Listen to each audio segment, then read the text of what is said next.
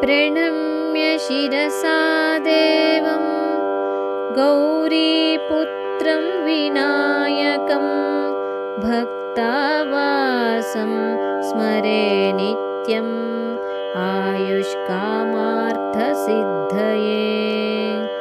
प्रथमं वक्रतुण्डं च एकदन्तं द्वितीयकं तृतीयं कृष्णपिङ्गाक्षं गजवक्त्रं चतुर्थकं लम्बोदरं पञ्चमं च षष्ठं विकटमेव च सप्तमं विघ्नराजं च धूम्रवर्णं तथाष्टमम् नवमं भालचन्द्रं च दशमं तु विनायकम् एकादशं गणपतिं द्वादशं तु गजाननं द्वादशैतानि नामानि त्रिसन्ध्यं यः पठे नरः न च विघ्नभयं तस्य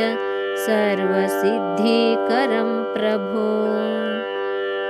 विद्यार्थी लभते विद्यां धनार्थी लभते धनं पुत्रार्थी लभते पुत्रान् मोक्षार्थी लभते गतिम् जपेद् गणपतिस्तोत्रं षड्भिर्मासैः फलं लभेत् संवत्सरेण सिद्धिं च लभते नात्र संशयः।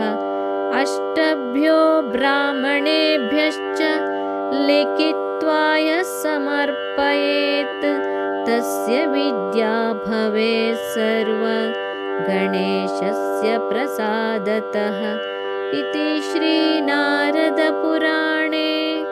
संकष्टनाशनं